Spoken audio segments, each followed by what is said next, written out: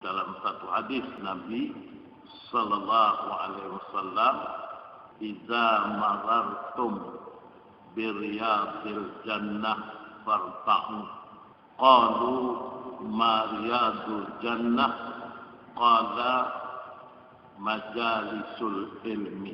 Ada setengah hadis menyatakan khalaqul zikri, yang maksudnya ialah idza marartum biriyadil jannah, apabila kamu melalui taman-taman surga, farta'u, hendaklah kamu bersama-sama ada di dalamnya. Qalu, maka bertanya para sahabat, ma riyadul jannah, apakah yang dimaksudkan dengan taman-taman surga di dunia ini? Qala, Rasulullah SAW menyatakan majalisul ilmi, majlis ilmu, ataupun khalaqatul zikri, khalaqah zikir. Ya, kita mengadakan zikir, umpamanya di masjid ni kita mengadakan zikir al-asmaul husna. Itu adalah salah satu daripada taman-taman surga di dunia ini. Jadi kalau kita bersusah payah untuk mendapatkan raudhah di Masjid Nabi, Raudhatul Jannah, ya, ada satu tempat di Masjid An-Nabawi yang bernama Raudhah. Dan Raudhah itu bagi kita yang dah pergi menunaikan haji atau umrah, kita dapatlah mengetahuinya, yaitu satu tempat yang tidaklah begitu luas, dan tempat ini menjadi rebutan seluruh manusia yang berziarah ke makam Rasulullah SAW dan menunaikan ibadah di Masjid Nabi.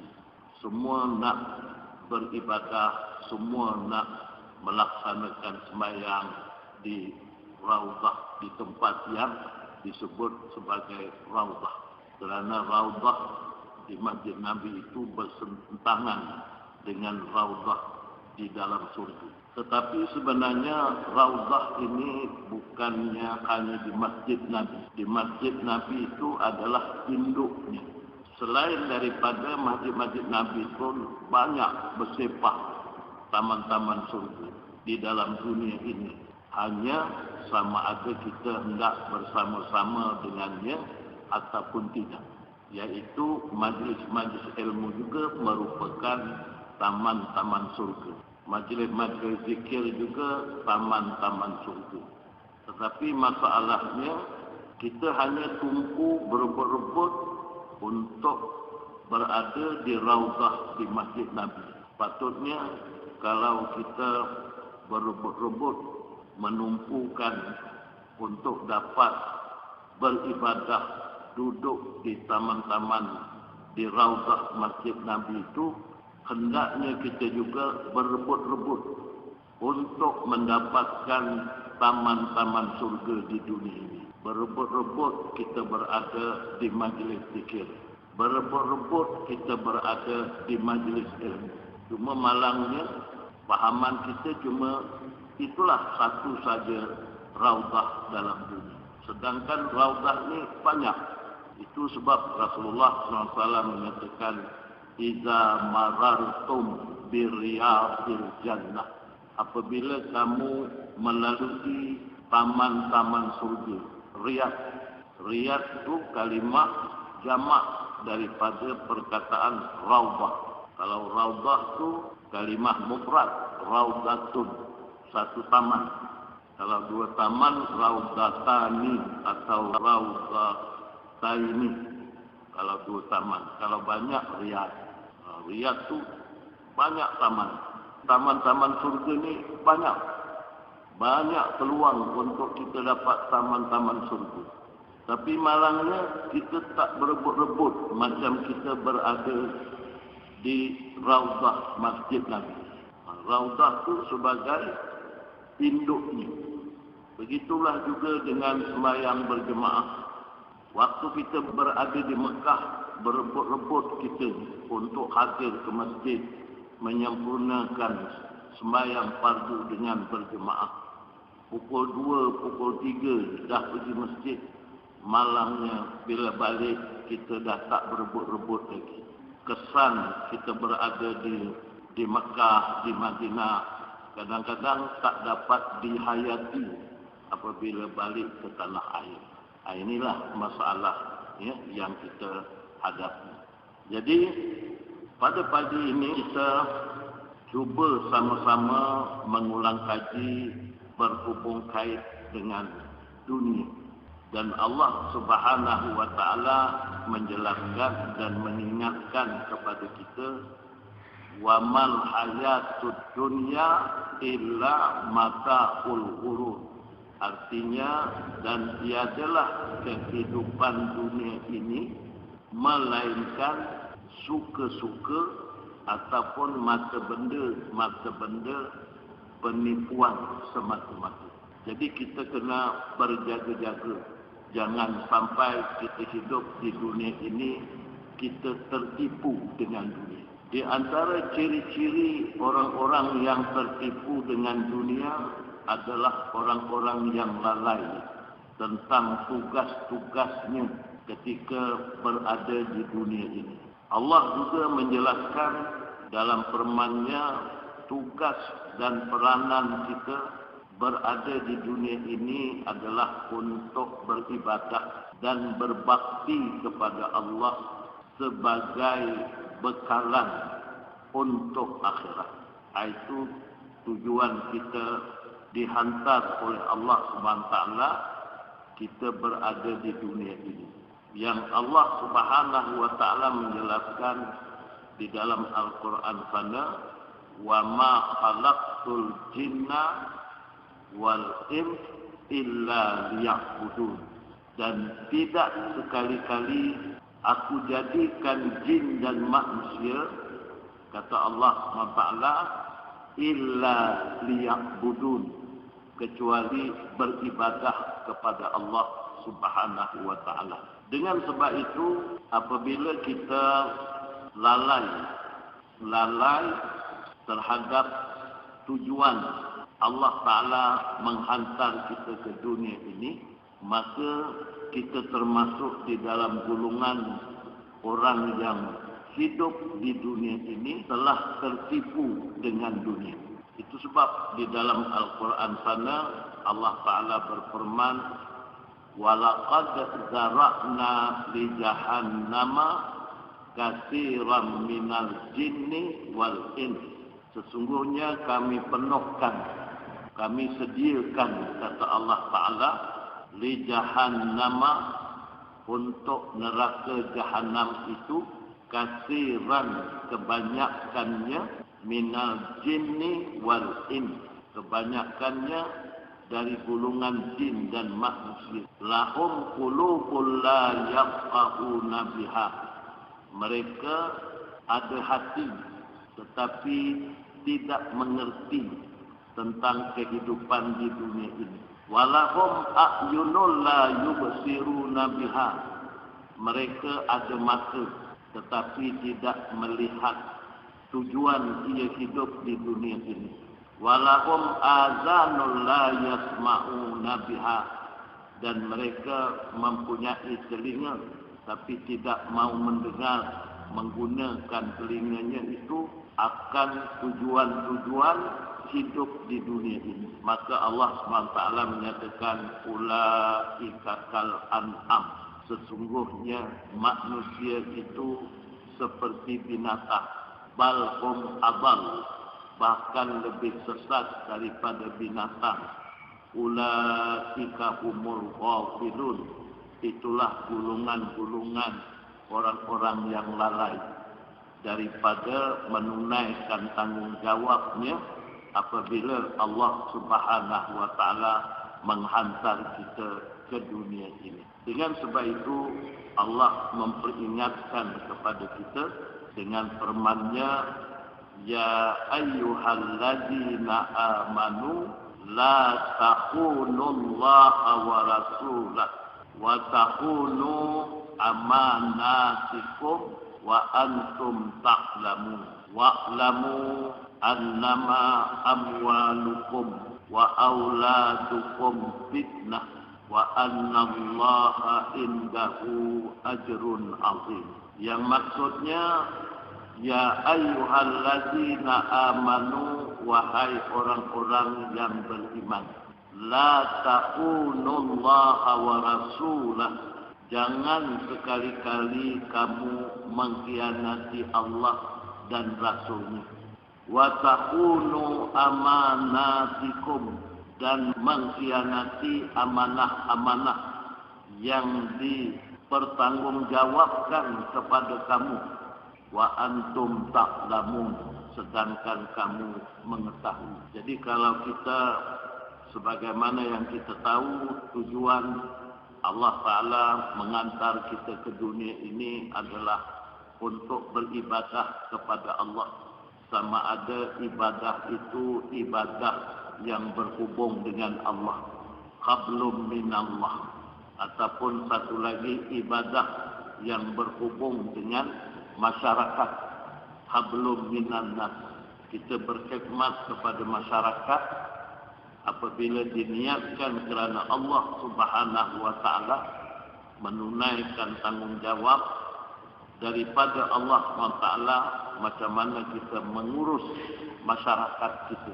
Paling-paling tidak kita mengurus masyarakat diri kita, ataupun kita mengurus masyarakat keluarga kita. Tinggi lagi mengurus masyarakat kampung kita. Tinggi lagi tanggungjawab mengurus masyarakat daerah kita. Tinggi lagi masyarakat mengurus masyarakat negeri kita. Tinggi lagi masyarakat mengurus masyarakat seluruh manusia, seluruh negara. Satu Malaysia misalnya. Ini merupakan amanah yang diamanahkan oleh Allah Ta'ala kepada orang-orang yang tertentu, yang dipilih oleh Allah Ta'ala untuk mengurus dan mentadbir negara ini. Maka dengan sebab itu, setiap pengurus, setiap pentadbir hendaklah melaksanakannya dengan niat ibadah kepada Allah Subhanahu wa Ta'ala. Apabila diniatkan dengan melaksanakan ibadah kepada Allah Subhanahu wa Ta'ala, maka dia mengurus masyarakatnya itu dikira ibadah dan mendapat pahala, ganjaran yang besar di sisi Allah Subhanahu wa Ta'ala. Sehingga kalau kita lihat rojok dalam hadis Nabi sallallahu alaihi wasallam yang menyatakan di antara 7 golongan yang mendapat perlindungan daripada Allah Subhanahu wa Ta'ala di akhirat kelak, ada ahli tafsir yang menyatakan mendapat perlindungan arah Allah Ta'ala ialah pemimpin yang adil, yaitu pemimpin yang menjalankan tanggungjawabnya berdasarkan kepada amanah-amanah yang diamanahkan oleh Allah Subhanahu wa Ta'ala. Jadi apabila kita melaksanakannya dengan sesempurnanya, dengan kemampuan yang ada pada kita, itu semuanya dikira ibadah. Itu sebablah ibadah ini dibahagikan kepada 2. Yang pertama, ibadah yang berhubung dengan Allah. Ibadah berhubung dengan Allah ini tak banyak. Ya, yang banyak kali ialah ibadah yang berhubung dengan masyarakat. Jadi ibadah yang berhubung dengan Allah itu ialah secara umumnya segala amalan yang diperintah Allah supaya dibuat oleh seseorang, sama ada berupa amalan wajib atau amalan sunat. Itu contoh ibadah-ibadah yang berhubung dengan Allah. Amalan kita kepada Allah ini tak menjadi sempurna, melainkan dilakukan dengan penuh ikhlas dan jujur kepada Allah Subhanahu wa Ta'ala. Dan ia mustahak, bahkan wajib mendapat kesedaran dan galakan dari pihak penguasa-penguasa hukum negara terhadap anggota masyarakat. Jadi kesempurnaan ibadah kepada Allah SWT itu mestilah ikhlas dan jujur. Itu sebab semua amal ibadah kita niatnya di hujungnya diletak lillahi ta'ala. Kalau sembahyang tu kita hujung sekali lillahi ta'ala. Kalau zakat tu hujungnya lillahi ta'ala. Kalau haji tu hujungnya lillahi ta'ala. Ya, itu ibadah yang berhubung dengan Allah. Ibadah yang berhubung dengan masyarakat, ya, dengan hablum minan nas, persalian kita dengan manusia, ialah menjalankan urusan-urusan yang berkaitan dengan masalah-masalah kemakmuran. Ya, memberikan kemakmuran sedaya upaya kepada rakyat jelata. Ya, macam mana ya, untuk menjadikan rakyat hidup dengan aman, dengan makmur, dengan bahagia dan sebagainya. Ya, tidak menindas, ya, tidak menyusahkan rakyat. Mesti pikiran kita nak memakmurkan kepada rakyat, hidup dengan aman dan makmur. Menyelesaikan pembinaan, pembangunan, perdagangan, pergaulan sosial, sikap pengetahuan dan politik pemerintah. Ini mestilah berdasarkan kehendak syariat dan mencapai jalan yang diridai Allah. Semuanya itu hendaklah dilaksanakan berasaskan kepada syariat Allah Ta'ala. Kadang kita tengok hari itu hari ke-50 tahun pemerintahan Duli Yang Maha Mulia Sultan Brunei. Kita tengok majlisnya begitu sahdu, begitu tenang. Ya. Semua keluarga-keluarga Sultan, semua kaki tangan Sultan, ya, menutup aurat. Termasuklah raja perempuan atau sultanah menutup aurat. Itu sebab Brunei sana dasar pemerintahannya berpandu kepada syariat Allah Ta'ala. Kita dapat viral 3 orang pilot perempuan semuanya membawa jemaah haji Brunei pergi ke Mekah tahun ini. 3 pilot semua perempuan. Pakaiannya sempurna sebagai seorang muslimah dengan pakaian yang cukup menutup aurat. Sampai juga kat Mekah, kapal terbang juga. Itu cantiknya. Bila satu-satu pemerintahan berdasarkan kepada syariat Allah Subhanahu wa Ta'ala. Pemimpin yang macam inilah, walaupun dia melakukan amal ibadah itu setakat melakukan yang wajib, melakukan yang sunat setakat yang dia mampu, tetapi dengan sebab dia dapat membangunkan negara dan negerinya, memberikan kemakmuran, kesejahteraan kepada rakyat, itu adalah merupakan ibadah. Semuanya dapat pahala. Walaupun seseorang pemimpin itu meninggal dunia, dia punya pahalanya tetap mengalir. Kerana apa? Hasil daripada pemikiran dia. Maka terbangun sebuah negara yang aman makmur, yang disebut sebagai baldatun thayyibatun wa rabbun ghafur. Inilah kejayaan seorang pemimpin. Tak kiralah parti apa yang memerintah. Kalau dia memerintah berdasarkan kepada ciri-ciri syariat, berdasarkan kepada hukum hakam Allah Subhanahu wa Ta'ala, maka itu adalah ibadah kepadanya. Dan mudah-mudahan ia mencapai keredaan Allah Subhanahu wa Ta'ala. Inilah yang dimaksudkan dengan orang yang melaksanakan ibadah berhubung kait dengan masyarakat. Semuanya mesti berdasarkan kepada syariat dan untuk mencapai jalan yang diridai Allah. Kaki tangan awam, ya, pergi bertugas berdasarkan syariat, memakai pakaian yang menutup aurat. Kemudian, apa tujuan dia bekerja? Katakanlah seorang pembantu takbir sahaja. Tujuan dia bekerja adalah untuk mendapatkan kerajaan Allah.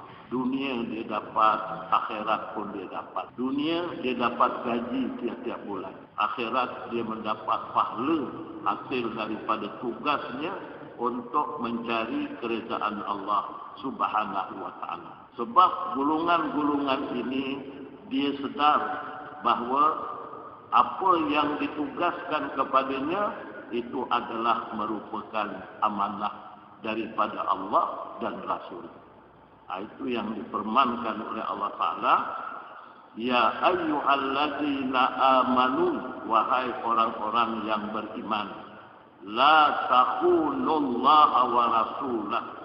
Janganlah kamu mengkhianati Allah dan Rasulnya. Wa takhunu amanatikum, dan mengkhianati amanah-amanah yang dipertanggungjawabkan oleh Allah Ta'ala kepada kamu. Wa antum ta'lamun, sedangkan kamu mengetahui semuanya itu adalah amanah.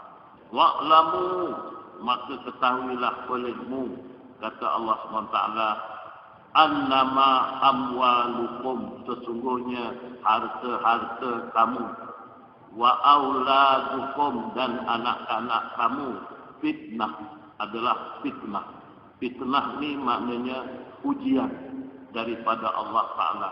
Sejauh mana kita dapat mengurus harta yang diamanahkan oleh Allah Ta'ala kepada kita dengan urusan yang diridai Allah.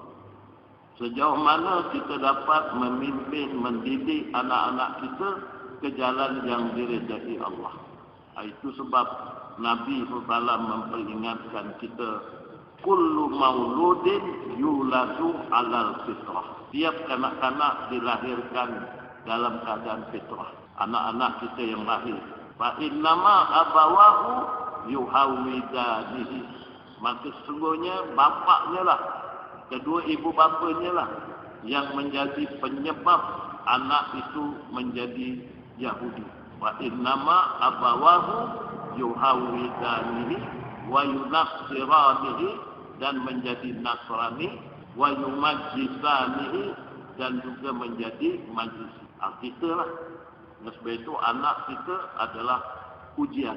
Itulah ujian. Maka pimpinlah anak-anak kita. Mudah-mudahan anak-anak ini akan menjadi anak yang saleh dan salehah, menjadi aset kita.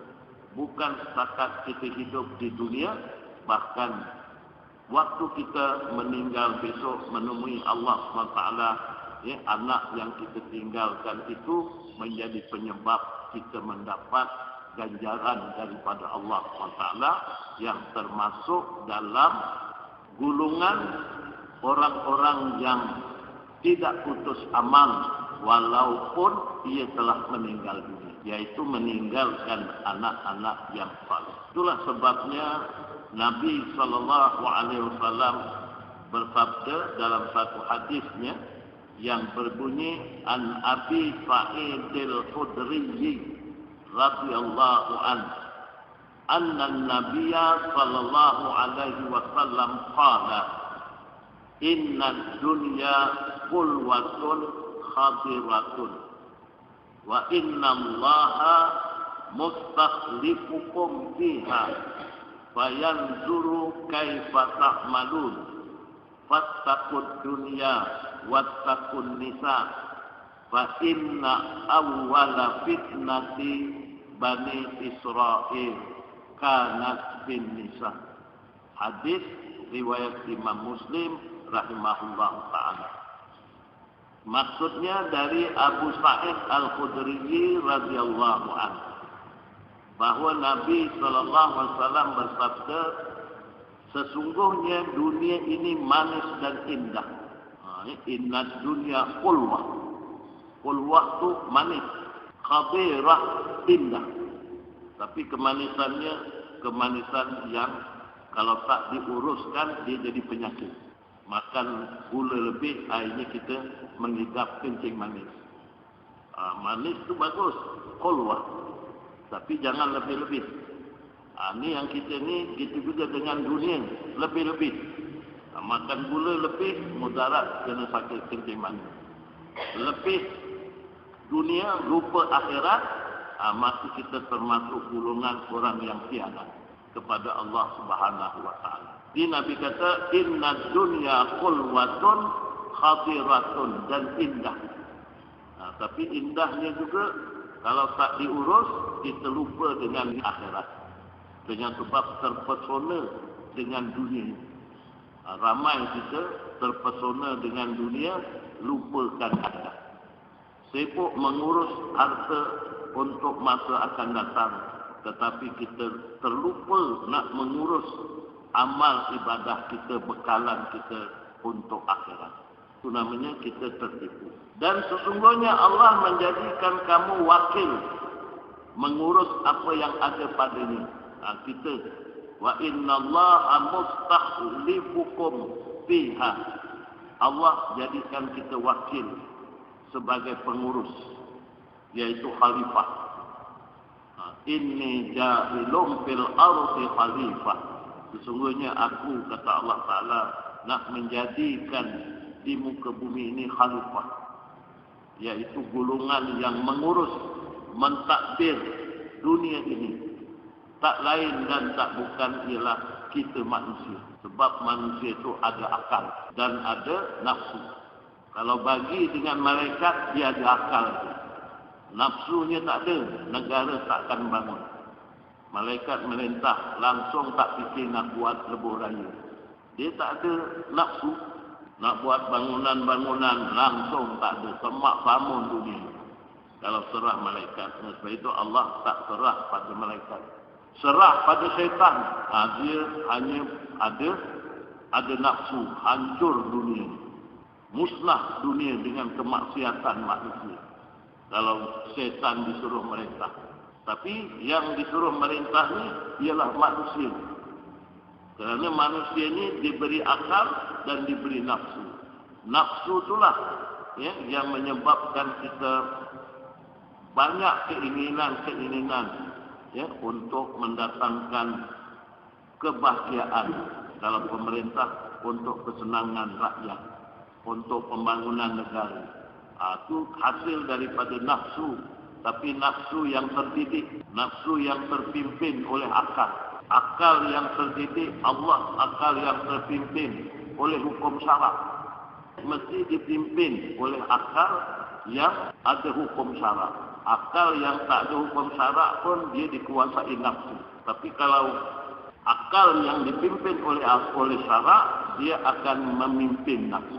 Akal yang tak dipimpin oleh syarak, dia dikuasai oleh nafsu. Berapa ramai orang-orang yang menjadi pemimpin tapi khianat kepada tanggungjawab. Itu mana tertipu dengan dunia. Jadi Allah Subhanahu wa taala menjadikan kita manusia ini wakil mengurus apa yang ada padanya. Paling tidak kita mengurus diri kita sendiri. Paling kecil tanggungjawab kita mengurus keluarga kita. Itu yang Allah Ta'ala sebut dalam Quran. Ya ayyuhallazina amanu qu anfusakum wa ahlikum nara. Wahai orang-orang yang beriman, pelihara diri kamu dan keluarga kamu, isteri dan anak-anak, nara, daripada api neraka. Bukan kita seorang je nak masuk surga. Zalim bapa kalau semata-mata dia seorang nak masuk surga. Zalim seorang suami kalau dia seorang je nak masuk surga. Isteri dibiarkan masuk surga ke masuk neraka, terserahlah dia. Itu zalim kita. Yang akhirnya kita pun masuk neraka juga. Zalim kita sebagai ibu bapa, kita je nak masuk surga, tapi anak-anak kita tidak mengambil tanggungjawab. Macam mana anak tu nak sama-sama duduk dalam surga. Itu sebab dalam Quran disebut oleh Allah Ta'ala, wa amma man utiya kitabahu biyaminihi wa sawfa yuhasabu hisaban yasira wa yanqalibu ila ahlihi masrura. Yang maksudnya fa amma man utiya kitabahu biyaminihi, maka sesiapa, kata Allah Ta'ala, yang dikurniakan kitabnya pada hari kiamat besok di sebelah kanan. Nah, kitab di sebelah kanan. Fasawfa yuhasabu hisaban yasira, dia akan dihisab oleh Allah Ta'ala dengan hisaban yang ringan. Lebih kurang. Pasal dia ni golongan orang yang baik-baik. Kerana menerima surat buku catatan tu banyak sebelah kanan. Menimbun kat sebelah kanan. Ya. Sebelah kiri tak ada. Menunjukkan orang baik. Bila orang baik, fasawfa yuhasabu hisaban yasira, maka dia akan dihisab oleh Allah Ta'ala dengan kiraan yang cukup ringan. Lebih-lebih kurang. Nak cepat masukkan dia dalam surga. Lebih-lebih kurang. Macam orang balik haji. Custom tak cek. Orang balik umrah tak ada, dilalu. Tak ada custom kata, buka beg semua tu. Kalau buka pun apa yang ada? Ada kurma dengan air zam-zam. Lain tak ada. Sebab itu custom tak kisah. Lepas. Tapi balik haji, jangan balik Syria. Takut jadi pengganas, teroris ke apa, itu siap. Lagi kalau ke Amerika, pantang orang ada janggut, makin panjang janggut, itu lebih ketat dia punya kawalan. Habis semua dicek, bukan beg-beg, bukan pakaian itu. Dengan badan-badan pun dicek semua. Dia takut pengganas. Pasal datang dari tempat yang ada pengganas. Kita datang daripada tempat yang banyak bawa dosa. Sebelah kiri banyak buku kita, sebelah kanan tak ada. Ini orang jahat-jahat. Maka kena hisap dengan hisap yang susah. Tapi kalau banyak buku catatan sebelah kanan, maka Allah Ta'ala kata fasawfa yuhasabu hisaban yasira. Dia akan dihisap oleh Allah Ta'ala dengan hisap yang ringan. Wa yanqalibu ila ahlihi masrura, maka dia dikembalikan, kata Allah Ta'ala, beserta dengan keluarganya di dalam surga dalam keadaan yang cukup gembira. Ya, sebab kita dapat masuk surga, anak kita, isteri dapat masuk surga, dengan anak-anak semua ada dalam surga. Itu jadi keluarga bahagia yang sebenarnya. Semua seorang anak kita berapa orang? 10 anak semua ada. Semua ada bersama kita dalam surga. Cukup baik. Ada 10, 5 tak ada. Sedih kita. Tahu-tahu cerita dekat neraka. Dalam kabut kita. Sedih. Ni anak semua masuk dalam surga. Allah kata, ya ayyuhallazina amanu qu anfusakum. Wahai orang-orang yang beriman, pelihara diri kamu. Wa ahlikum, dan keluarga kamu. Inilah. Ada tafsir yang menyatakan masuk keluarga ni bergantung kepada tanggungjawab kita. Inilah. Yang pertama, kita jaga diri kita. Kuasai diri kita. Mengawal dirinya daripada melakukan maksiat. Jaga mata, jaga telinga, jaga mulut, jaga tangan, jaga kaki daripada melakukan sebarang maksiat. Maknanya itulah dikatakan memerintah diri sendiri. Yang tadi kita baca ayat Quran tadi, yang Allah Ta'ala sebut, walaqad zara'na li jahannama kasiran minal jinni wal ins. Sungguhnya kami penuhkan dalam neraka jahanam itu kebanyakan dari golongan jin dan manusia.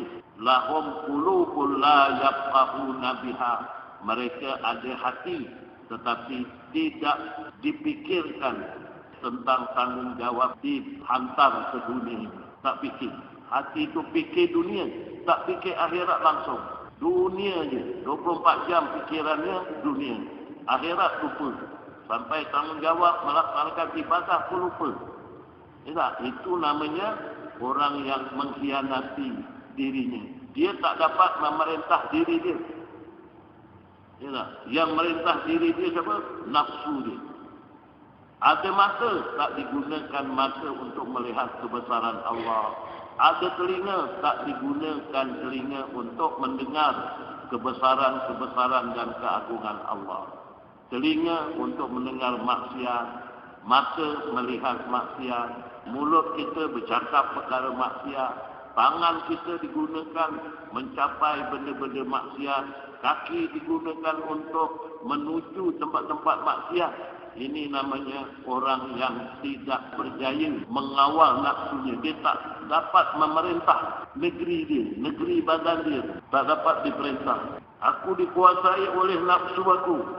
Bersultan di mata, beraja di hati. Ini bahaya ni. Semua orang-orang perempuan yang cantik-cantik, anak dara, isteri orang, semua dia hendak.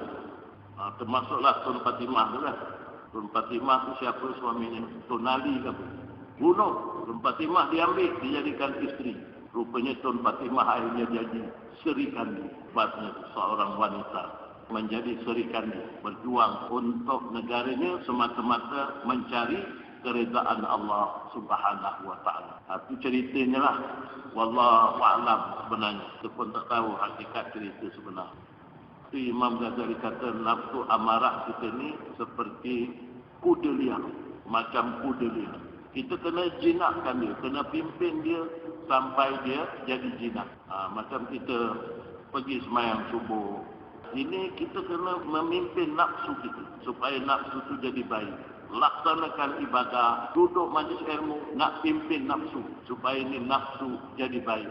Kalau dia jadi baik, akhirnya kita akan mendapat kesejahteraan. Seorang peniaga, kata Nabi SAW, yang tak dikuasai oleh nafsunya, yang berniaga dengan jujur dan amanah, dia akan masuk dalam surga bersama-sama dengan Rasulullah SAW. Peniaga di dunia dapat untung berlipat kali ganda, dapat hidup yang mewah di dunia.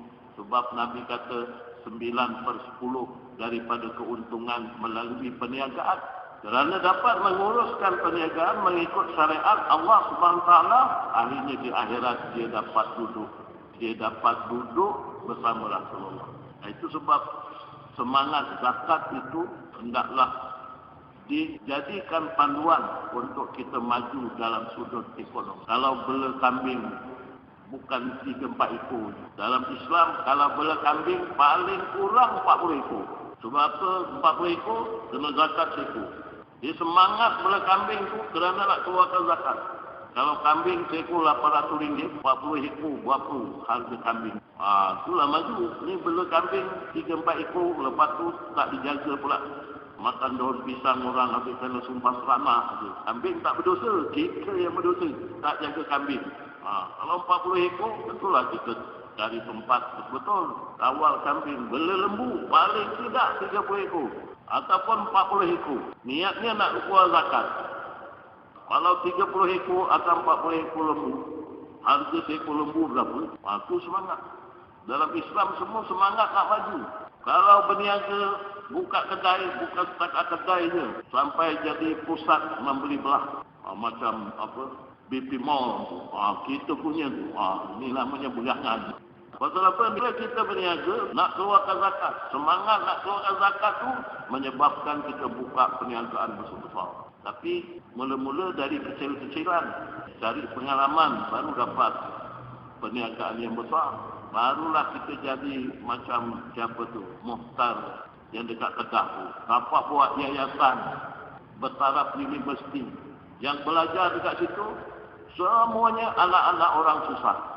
Dapat ngantar orang ramai yang tak mampu pergi haji. Pergi dia bawa badan. Itu maka Muhtar Bukhari apa namanya. Kalau kita lalu dekat Al-Usta tu nampak yayasan dia tu. Bukan main cantik. Dapat kilang besar-besar buat ni, dapat berikan pekerjaan. Semuanya tu kita dapat pahala. Tu ada satu wak pakai motor tu buruk sih. Kalau tengok tu duit, wak ni sikit namanya. Dia boleh derma buat surau 200,000. 200,000. Bayangkan. Itu orang yang tidak termasuk dalam golongan orang yang cinta dunia.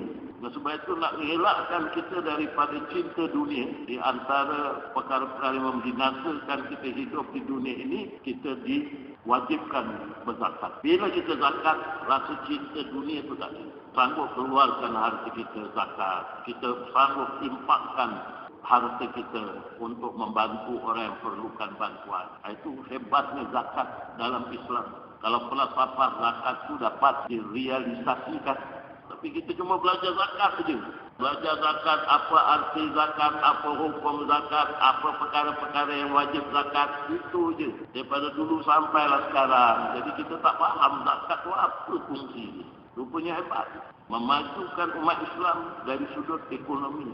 Yang dengan jalan mendapat keredaan Allah Subhanahu wa ta'ala.